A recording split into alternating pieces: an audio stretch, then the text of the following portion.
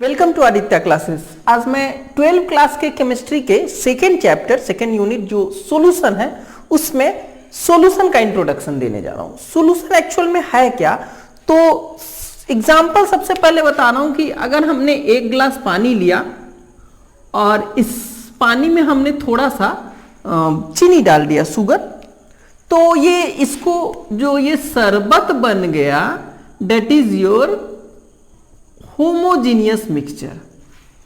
तो दो या दो से अधिक सब्सटेंस या कंपोनेंट का होमोजीनियस मिक्सचर जो बनता है डेट इज योर सॉल्यूशन। दो चीज ले या दो से ज्यादा चीज ले, उसको मिक्सअप कर दे बहुत अच्छे तरह से, तो उसको क्या कहेंगे हम लोग? सॉल्यूशन कहते हैं। सॉल्यूशन को डिफाइन कैसे करेंगे? होमोजीनियस मिक्सचर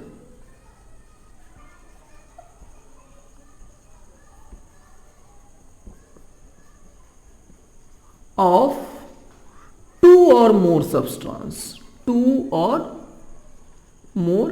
इस सब्सटेंस को हम कंपोनेंट भी कह सकते हैं कि two or more component.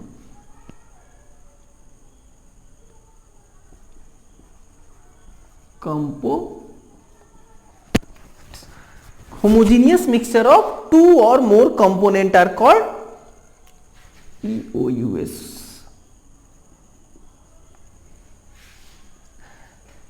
Solution. लेकिन जो 12 स्टैंडर्ड में पढ़ना है उसमें सिर्फ बाइनरी सॉल्यूशन के बारे में पढ़ना है। बाइनरी सॉल्यूशन का मतलब क्या हुआ? वैसा सॉल्यूशन जिसमें ओनली टू कंपोनेंट हो। तो पहले मैं सॉल्यूशन में नेक्स्ट टॉपिक दे रहा हूं, बाइनरी सॉल्यूशन। बाइनरी सॉल्यूशन, तो बाइनरी सॉल्यूशन जो हुआ वो भी एक तरह से सॉल्यूशन है, लेकिन उसमें कंपोनेंट कितने होंगे? टू कंपोनेंट होंगे। तो इसको डिफाइन कर सकते हैं, ये बाइनरी सॉल्यूशन ही है। और आपके चैप्टर में सिर्फ बाइनरी सॉल्यूशन के बारे में पढ़ना है, कोई ऐसा सॉल्यूशन नहीं पढ़ना है जिसमें तीन तीन चीज हम मिक्स किए हैं। तो बाइनरी सॉल्यूशन ये क्या होगा? The homogeneous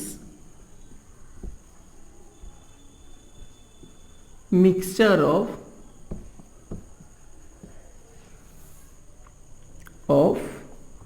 two components।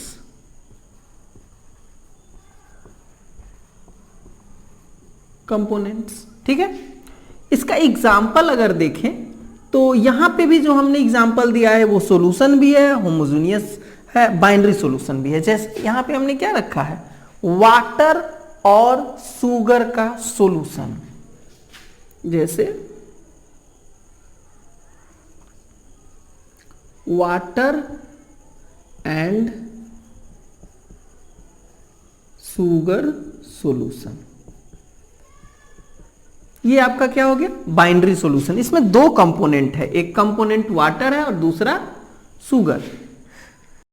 तो कंपोनेंट्स इसके जो होते हैं उसको दो कंपोनेंट को दो नेम से जाना जाता है, एक सोल्यूट और दूसरा सोलवेंट।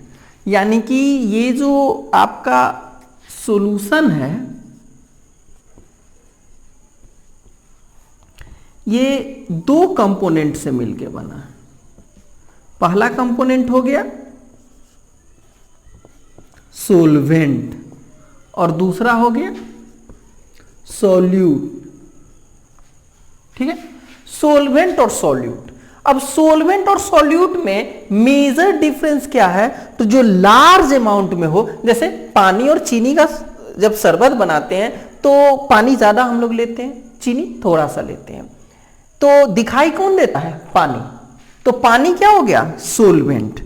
द कंपोनेंट ये क्या हो गया? लार्ज अमाउंट में, ये हो गया लार्जर अमाउंट और ये स्मॉलर अमाउंट। स्मॉलर सिर्फ लिख दिया, ठीक है। इसको डिफाइन करेंगे अगर सॉल्यूट को, द कंपोनेंट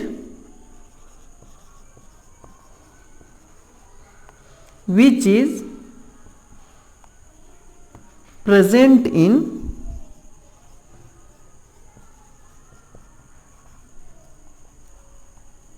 लार्जर अमाउंट।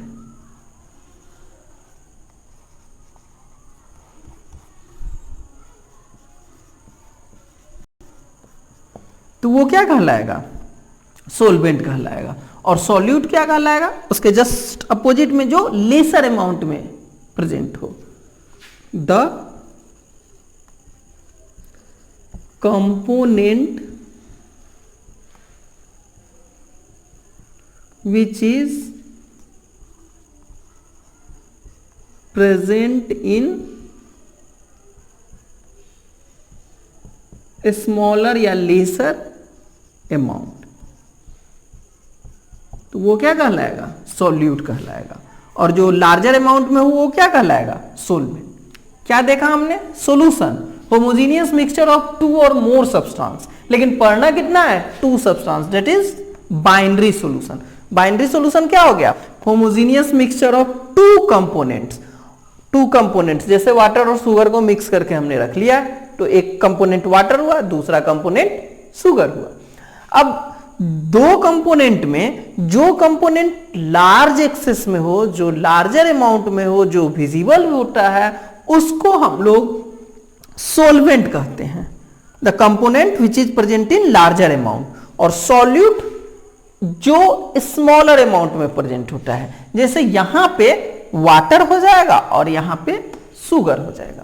ये कंडीशन पे डिपेंड करता है, ऐसा नहीं है कि शुगर सोलवेंट नहीं हो सकता है। अगर एक ग्लास चीनी में थोड़ा सा पानी डालेंगे तो उस कंडीशन में शुगर सोलवेंट हो जाएगा और वाटर क्या हो जाएगा, सॉल्यूट हो जाएगा, पलट भी सकता है, ठीक है ना।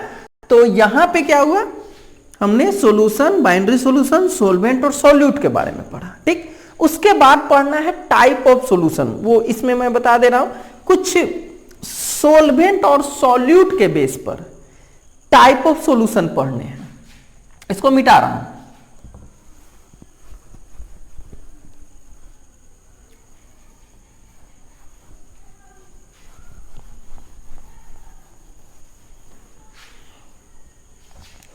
सबसे पहले गैसियस सॉल्यूशन। गैसियस सॉल्यूशन क्या है,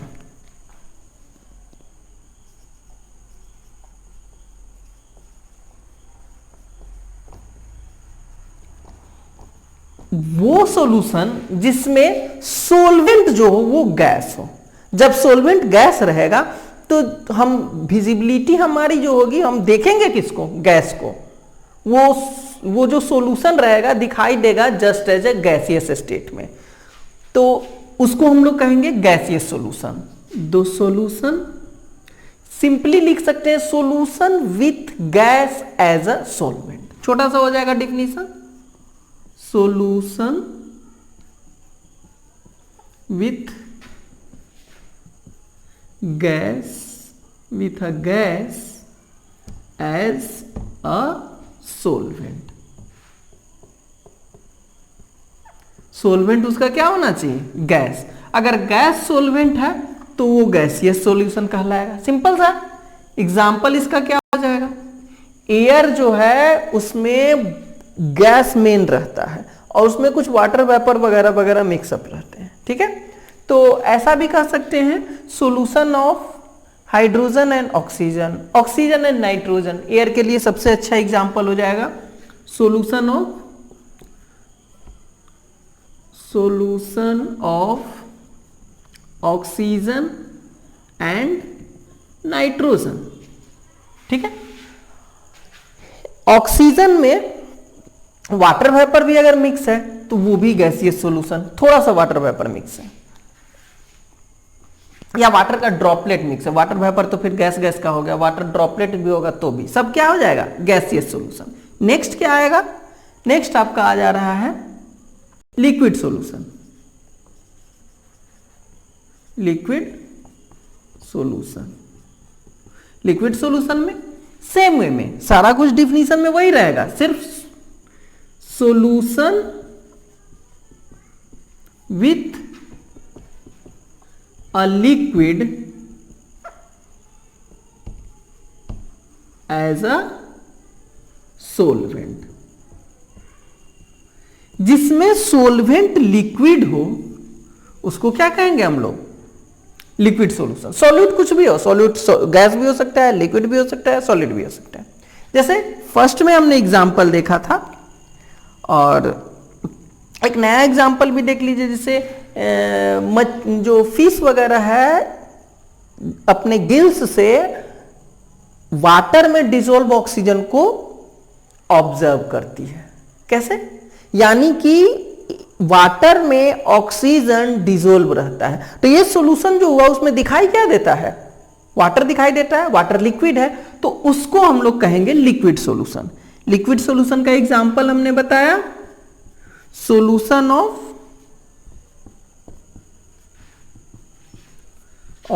O2 इन वाटर।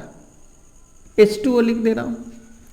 H2O में O2 है, तो इसमें H2O में O2 है, यानी कि ये क्या है आपका? ये सोलवेंट है और ये स्मॉल अमाउंट में है, सॉल्यूट है। तो सोलवेंट क्या है? लिक्विड है। सॉल्यूट गैस है, उससे मतलब नहीं है। फर्स्ट एग्जांपल जो हमने दिया था कि वाटर में शुगर सॉल्यूशन बना हुआ है, तो सॉल्यूट उसमें शुगर जो है वो सॉलिड है, उससे हमको मतलब नहीं है। हमको मतलब है सोलवेंट से। सोलवेंट वहां पे भी वाटर है, वो भी इसका एग्जांपल हो जाएगा लिक्विड सॉल्यूशन का। वैसे ही सॉलिड सॉल्यूशन अगर हो, सॉलिड सॉल्यूशन, तो इसमें क्या हो जाएगा? मेन जो होना चाहिए वो सॉलिड होना चाहिए, मतलब solution with a solid as a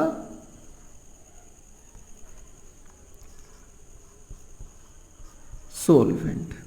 solvent क्या होना चाहिए इसमें? सॉलिड अगर सोलवेंट है तो उसको सॉलिड सॉल्यूशन कहेंगे। अब मतलब लार्ज एक्सेस अमाउंट में सॉलिड हो। इसका बड़ा अच्छा एक एग्जांपल है, जब भी हम लोग गोल्ड खरीदने जाते हैं तो गोल्ड में प्योर फॉर्म में नहीं मिलता है, उस गोल्ड में मिक्स किया हुआ रहता है कॉपर। अगर प्योर गोल्ड का कोई ऑर्नामेंट बनाया जाए ना, तो वो ऐसे दबाएंगे तो दब जाएगा, बहुत सॉफ्ट होता है गोल्ड, तो वो टूट भी जाएगा, तो टिकाऊ नहीं होगा। तो जो भी ऑर्नामेंट बनते हैं उसमें एटलीस्ट आपको 10% तो मिलाने ही पड़ेंगे कॉपर को, तो वो सॉलिड का है। अगर प्लैटिनम में हाइड्रोजन घुसा हुआ है तो वहां पे भी प्लैटिनम ही दिखाई देता है, तो वो भी क्या हो जाएगा? सॉलिड में गैस है, तो वो भी क्या हो जाएगा? Solid solution.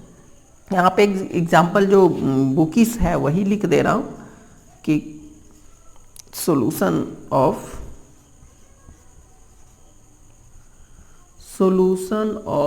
Copper and gold. Gold और कॉपर का जो सॉल्यूशन है, इसमें मेनली गोल्ड ही रहता है, कॉपर ज़्यादा कर देंगे तो अच्छा नहीं लगेगा बनाने को, तो वो भी बन सकता है। तो कॉपर और गोल्ड का जो सॉल्यूशन है तो वो सॉलिड सॉल्यूशन कहलाएगा।